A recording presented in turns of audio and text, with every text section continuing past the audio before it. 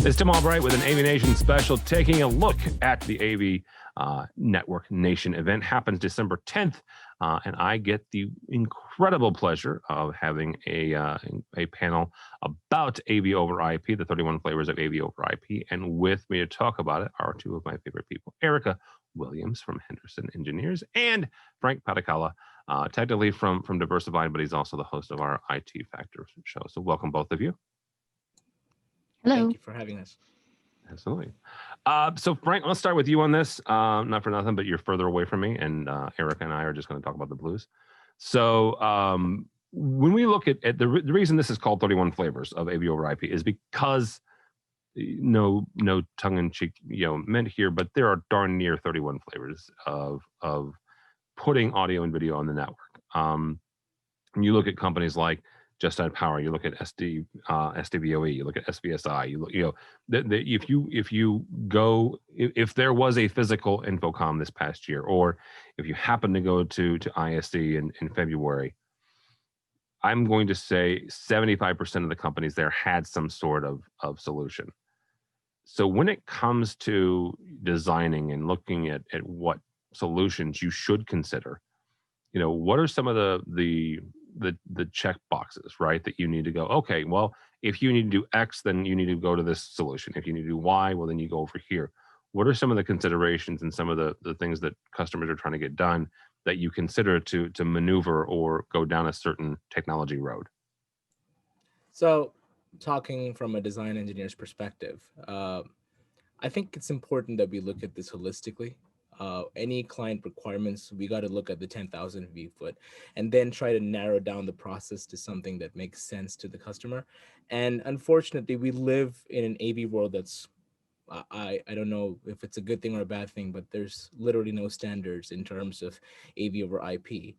And I like the way we've called ourselves the 31 flavors. These are literally flavors. So what you do is if you're cooking up something, it's up to you what kind of flavor you want and what combination of flavor you want. So taking that 10,000 foot view, which includes not just listening to the client's specific requirements to a project, but expanding upon what's your network like, what's your company like, what's your corporate IT like, what's your in-house technical capabilities, what are you trying to do, what kind of standards are you trying to achieve, and going at it from a very high perspective and then drilling it down comes to the most appropriate design that you can give to the client. And at the end of the day, it may just turn out that they don't need that and they just need an HDMI cable that's extra long. So AV over IP is awesome, but I'm also a believer that it's not for every particular project out there. There are certainly projects that don't need them. So take a 10,000 foot view. Okay. Erica, same kind of question is, and one of the things that Frank mentioned is the network. What kind of network do you have? What kind of company is it? So talk for a second about the need for not just integrators, but also for IT departments to start having conversations when you start going down the road of AV over IP. What are those conversations and what do you need to know, both as an engineer, but also as the integrator? What do you need to know about the client's network? Well, there's a handful of things that you need to know for sure, but I think one of the most important things is who do you have on the ground to support it? Does the client have an IT team in the office or, of their own that if something does go wrong with the network, can they help troubleshooting? Because, once you start getting into the AV over IP space, if something isn't working properly, it's not necessarily because it's an AV related issue. It could be a network related issue. So making sure that those people are included from the beginning and having those conversations. But then you have to take into consideration VLANs and firewalls and ports and diagrams and all that other stuff. Like there's a lot that goes into the networking side that it's important, I believe, from my experience, to have somebody, a dedicated team or person on the network side that can help the designers and integrators with that stuff. Frank, Erica mentioned a lot of IT scary words there, firewall and VLAN and ports and stuff like that. One of the questions that I have asked for a number of years, especially as AV over IP has become more prevalent, is where do we go as AV professionals to learn and somewhat, somewhat tongue in cheek, but also be pretty serious here, because there are some AV professionals who don't understand. And still at this point, they probably understand in theory what a firewall does, right? You tell them what a port is. Yeah, in today's day and age, most AV professionals worth their salt understand what that is. However, when you start having conversations with the IT department, they start talking about the different ports that are allowed to be open and which ones are not, right? What does that mean, right? And how do we adjust the technology and the devices to make sure that we do open the right ports and make sure that they're closed? Where do we go as AV professionals to learn some of this stuff and to make sure that we are on the same page and we are speaking the same language as our IT cohorts? So it's a good thing that I think we finally come to the conclusion, the AV industry, that this is not something that we can just look past. So I feel there's now a general realization that you do have to have some kind of IT chops, and to that effort, it's commendable that most manufacturers out there are doing a pretty decent job of promoting their own products and giving them, the basic know-how of what a network is. And there's like these beginner level classes. Almost every manufacturer that has an over IP product out there, they kind of offer that. So that is a pretty good starting point if you have no IT background, whatever. The only thing that I would forbid my AV friends out there to do is do not rely on what a manufacturer says to set up a network. No issues with the manufacturer's product themselves. No worries at all. They're great products. They'll work perfectly on a network, but their knowledge and the time they can invest in you, helping you implement your project, may be limited, and that may literally lead to your downfall. So once you have that initial knowledge, go to the established places. I swear, there's Udemy courses out there that's $9 a pop, and you can get any type of course that you want to, spend a couple months on it. You can learn it. You can get certifications. IT has a very established learning path for whatever you want to learn. There's no need for us to go ask anybody to say, hey, can you guys come up with a course for this? Not in IT. It's already there. Go to the Cisco's, the Microsofts, the online resources. It can be free. Go to your local library. There's plenty of people like myself out there. This is all I do day and night. You come to me, I will be your point person in telling you what you need to go to. There's lots of people like us. So use those resources, invest some time, and get your IT skills up. From an organization level, from an individual perspective, it's a big deal. I mean, knowing your IT can be the difference between a successful project and one of those projects that we talk about on AV Happy Hour. So, it's like it's a fine line. Well, and Eric and I both are chuckling at that. He's not wrong. I would also point out the fact that both of you are incredibly helpful through social media. You will both have answered folks' questions as well. So, they're both great resources.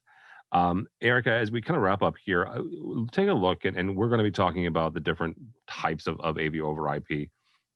We're going to be joined by a couple of really great manufacturers and associations. Valens is going to join us, as well as Paul Harris from Aurora Multimedia. Aurora has a couple of different flavors, to be frank about it, and that's one of the things that's interesting about Aurora is they, even as a manufacturer, haven't gone down one dedicated road. But take a look, Erica, if you would please, and as we're kind of talking about this, and yes, we're in the era of a COVID, and no, it's not going to last forever. But so let's say in 6 months or a year, as we're putting in new systems, one of the things that is evolving is the next generation of resolutions, and that conversation is going to continue. This conversation, to be quite frank about it, because as we push the envelope more, right now there are some technologies, some flavors that'll say we can handle 4K. Well, what happens to 8K? Right? What happens to the ones beyond that? Where do you kind of see this going as far as the technology? I mean, not necessarily the ones and zeros, but making sure that the infrastructure is in place, whether that's copper or that's fiber, right? And whether that's a heavy compression or it's not. Where do you see us kind of pushing the envelope when it comes to maintaining the resolution for AV over IP, let's say over the next 3 to 4 years? That is a really interesting question. And from, kind of the position that I'm in and from my perspective, I would say that it's going to come down to it's going to come down to a money thing, and trying to have those conversations with the clients that this is why this is necessary and this is why we need to do it this way. Because, you're right, COVID's never going to go away, and I think we're going to see an increase in stuff like digital signage, and then the need to have a lot of video distribution that would make sense doing it over the network, would make a lot more sense doing it over the network. But with the way that the economy is, it's going to be, people are going to try and cut corners and stuff like that. So I think that the people that are trying to sell that and design that are really going to have to be solid on their stance and making sure that they're promoting that. And then from that point, do what's needed, not because it's flashy and cool or anything like that. Like, there's a lot of really awesome stuff that's coming up in the AV world, but take a more practical approach to it for sure.